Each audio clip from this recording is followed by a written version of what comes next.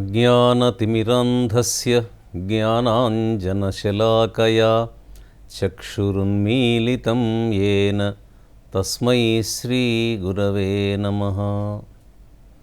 సన్మార్గం ప్రేక్షకులకి నమస్కారం, స్వాగతం. ఈరోజు మనం మన సంస్కృత ఆంధ్ర సాహిత్యాల్లో ఉండేటువంటి ఒక గొప్ప ప్రక్రియ శతక సాహిత్యం. సంస్కృతంలో మొదలైనప్పటికీ తెలుగులో అది చాలా ప్రసిద్ధిగాంచింది మనకి శతక సాహిత్యం. శతకం అంటే 100 అని అర్థం. 100 పద్యాలు చెప్పేటువంటి ఒక ప్రక్రియని శతకం అని అంటాం. సంస్కృతంలో మనకు భర్తృహరి రాసినటువంటి శతకత్రయం ఉంది. నీతి శతకం, శృంగార శతకం, వైరాగ్య శతకం అని. కానీ సంస్కృతంలో మకుటాన్ని పెద్దగా పట్టించుకోలేదు కవులు. కానీ తెలుగులో మాత్రం మనకు సుమతి, వేమన, దాశరథి, భాస్కర, కృష్ణ శతకం, కాళహస్తీశ్వర శతకం, నృసింహ శతకం, కుమారీ శతకం ఇలా చాలా శతకాలు మనకి ప్రసిద్ధి చెందినటువంటివి కనిపిస్తుంటాయి. ఇది ఒక గొప్ప ప్రక్రియ. ఇంకొక ముఖ్య విషయం ఏంటంటే ఇందులో శతకాల్లో వీటిని ముక్తకములు అంటాం. అంటే ఏ పద్యానికి ఆ పద్యమే ప్రత్యేకంగా ఉంటుంది. సాధారణంగా అయితే ఒక పుస్తకంలో రాస్తే ఒక రాజు ఉండేవాడు అని ఒక శ్లోకంలోనో పద్యంలోనో చెప్పితే ఆ తర్వాత రాజు ఏం చేశాడు, అతను ఎక్కడ ఉండేవాడు, అతని గొప్పతనం ఏంటి, ఇలాంటి సందేహాలన్నీ ఉంటాయి. కానీ శతకాలలో మనకి ఏ పద్యానికి ఆ పద్యమే, సంస్కృతంలో అయితే ఏ శ్లోకానికి ఆ శ్లోకమే ప్రత్యేక స్థానాన్ని కలిగి ఉంటుంది. అంటే ఈరోజు మనకు ఒక 5 నిమిషాల సమయం ఉంది అంటే ఒక అద్భుతమైన పద్యాన్నో శ్లోకాన్నో మనం చదువుకొని దాన్ని అర్థం చేసుకొని దాన్ని పాటించేట్టుగా వీలుంటుంది. అంటే తర్వాత అయ్యో దీని రేపటికి దీని యొక్క కంటిన్యూయేషన్ మనకేమీ కూడా ఉండదు. అందుకోసం శతకాలు పిల్లలకి అప్పట్లో చదువు రాని వాళ్ళు కూడా మనకి లోకంలో చూస్తే రైతులు లాంటి వాళ్ళు, పెద్దవాళ్ళు ఊళ్ళో శతక పద్యాల్ని మాటికి ఏదైనా మాట్లాడితే ఒక శతకంలోంచి ఒక పద్యం చెప్పి మాట్లాడేవాళ్ళు. ఇందులో వ్యంగ్యము ఉంటుంది, ఇందులో సాహిత్యము ఉంటుంది, నీతి ఉంటుంది, రాజనీతి ఉంటుంది, ధర్మము ఉంటుంది, మనిషి ఎలా నడవాలో ఎలా నడవకూడదో లాంటివి చిన్న చిన్న సాధారణమైనటువంటి మాటల్లో శతకాలు ఉండేవి.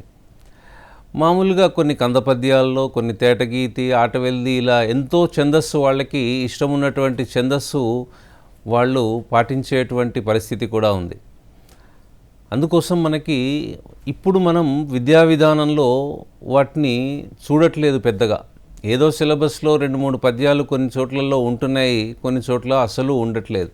మనకు చిన్నప్పుడు ఒకప్పుడు ఇప్పటి పెద్దలందరికీ కూడా గుర్తుంటుంది, పెద్ద బాల శిక్ష అని ఉండేది. ఆ పెద్ద బాల శిక్ష చదివితే అందులో శతక పద్యాలు ఉండేవి. మనకి ప్రకృతికి సంబంధించినటువంటి ఋతువులు కానీ, నక్షత్రాలు కానీ, సంవత్సరాలు కానీ, రాజులు ఎవరు, షట్చక్రవర్తులు ఎవరు, ఋషులు ఏంటివి, నవగ్రహాలని వేటిని అంటాము, ఇలా అంటే కావాల్సినటువంటి లోకజ్ఞానం అంతా కూడా పెద్ద బాల శిక్షలో ఉండేది. ఒక సాహిత్యమే కాదు, గణితము ఉండేది, విజ్ఞానము ఉండేది, సామాన్య శాస్త్రం, సోషల్ ఉండేది, అంటే చరిత్ర ఉండేది.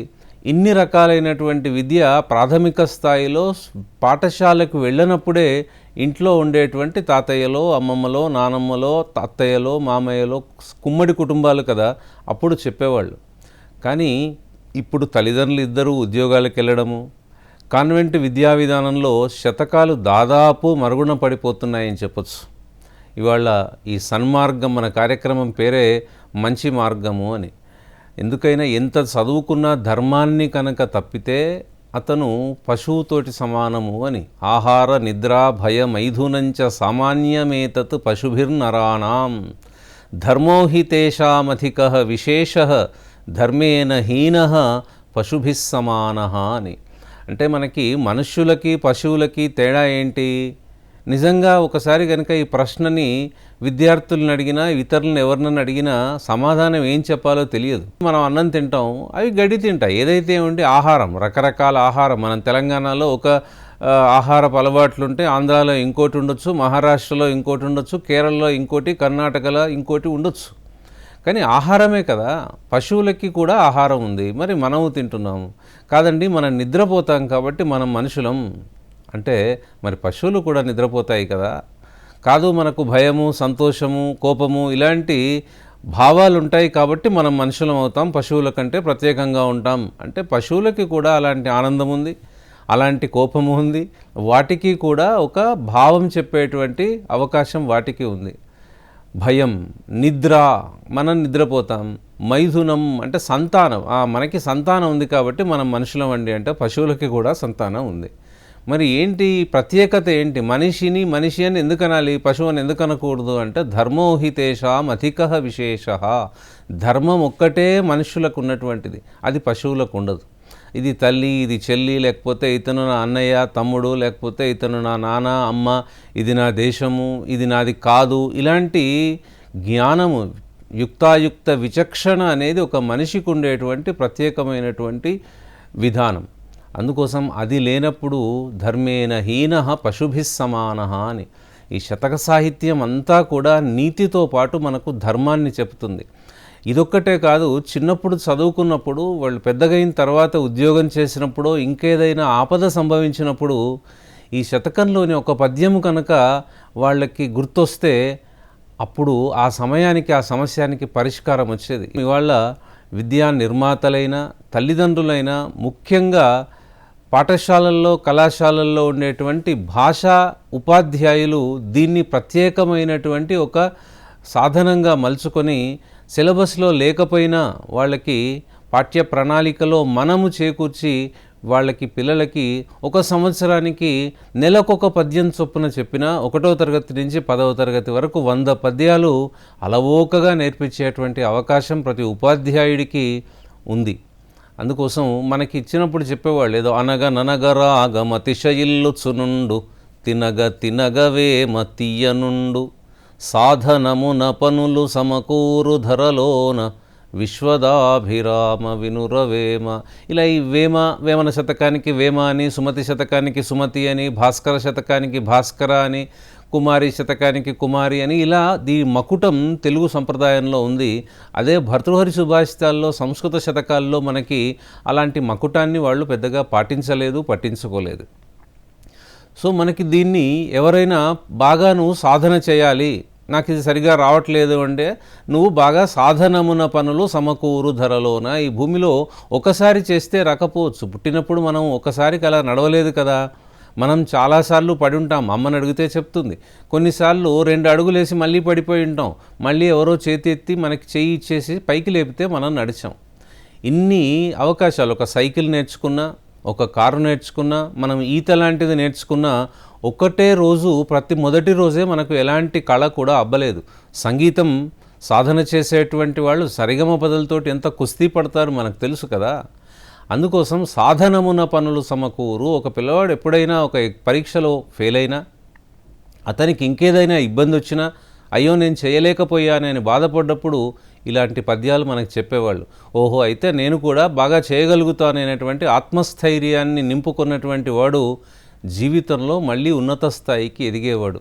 ఇవాళ మనం అలాంటి గొప్ప విద్యా విధానాన్ని, అంటే ఎంత చదువుకున్నా మనిషికి ఆత్మస్థైర్యం లేకపోతే ముందుకు వెళ్ళలేడు. కాబట్టి పెద్దలందరూ, ముఖ్యంగా తాతయ్యలు, అమ్మమ్మలు, నానమ్మలు, తల్లిదండ్రులు వాళ్ళ పిల్లలకిచ్చేటువంటి సమయాన్ని వృధాగా అనుకోకుండా వారంలో ఒకరోజు ఆదివారం, లేకపోతే వారంలో ఒక 2-3 రోజులు కుదిరినప్పుడు సాయంత్రం భోజనం చేసేప్పుడు, ఇంకేదైనా పండుగ రోజుల్లో, సెలవు దినాల్లో వాళ్లతో పాటు ఒక 30 నిమిషాలు కనుక గడిపితే ఇలాంటి ఎన్నో పద్యాలు, ఎన్నో నీతి కథలు వాళ్లకు చెప్పే అవకాశం ఇప్పటికీ ఉంది.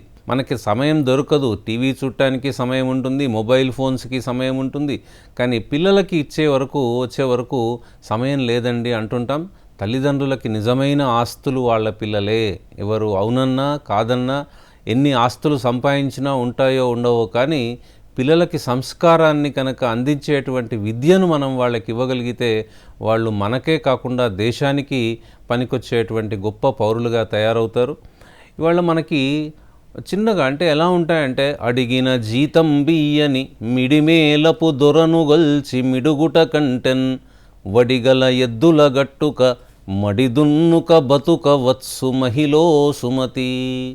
ఇవాళ సెల్ఫ్ ఎంప్లాయ్మెంట్ గురించి మనం ఈ పద్యం గురించి నేర్చుకోవచ్చు. అడిగిన జీతం బియ్యని, ఇది సుమతి శతకం. ఈ సుమతి శతకాన్ని బద్దెన భూపాలుడు రాశాడు. దీన్నే భద్రభూపాలుడు అని కూడా అంటాం. ఇతను 1220 నుంచి 1280 క్రీస్తు శకంలో ఉన్నటువంటి వాడు. ఇతను రాసినటువంటి చిన్న పద్యం చూడండి. అడిగిన జీతము ఇయ్యనటువంటి మిడిమేలపు దొరను గల్చి, నాకు ఈ కంపెనీలో ఈ నా బాస్ ఇలా ఉన్నాడు, నాకు ఈ ఉద్యోగం ఇవ్వట్లేదు, నేను ఎంత పని చేసినా కూడా వృధా పోతుంది, నా నైపుణ్యాన్ని గుర్తించట్లేదు అని అక్కడే మనల్ని మనం తిట్టుకుంటూ, మనం పనిచేసే సంస్థను తిట్టుకుంటూ పనిచేస్తూ ఉంటారు చాలామంది. నేను 20 ఏళ్ల నుంచి చేస్తున్నానండి, ఇక్కడ నాకు ఎలాంటి అభివృద్ధి లేదు అని. అలా మిడుగుట కంటెన్ వడిగల ఎద్దుల గట్టుక మడిదున్నుక బతుకవచ్చు. ఆ రోజుల్లో ఇప్పటికైనా కూడా వ్యవసాయ ప్రధానమైనటువంటి దేశం కాబట్టి అప్పుడు మంచి 2 ఎడ్లను తీసుకొని వ్యవసాయం చేసుకోవచ్చు కదా. అంటే అది నీ చేతిలో ఉంటుంది. ఎంత కష్టపడాలి, ఎంత పంట పండియాలి, ఎప్పుడు ఏం చేయాలో నీ చేతిలో ఉండేటువంటి పని. నువ్వు గొప్పవాడివిరా, ఏవైనా చేయగలుగుతావు, అందుకోసం ఎవరినో తిట్టుకుంటూ కూర్చునే కంటే నీ శక్తిని నమ్ముకొని నువ్వే 10 మందికి ఉపాధి ఇచ్చేటువంటి స్థాయికి వెళ్ళవచ్చు అని మనకు శతక సాహిత్యంలో 100 పద్యాలు ఉంటాయి. ఇలాంటివి మనకు కొన్ని బాగా తెలిసినటువంటివి ఉంటాయి.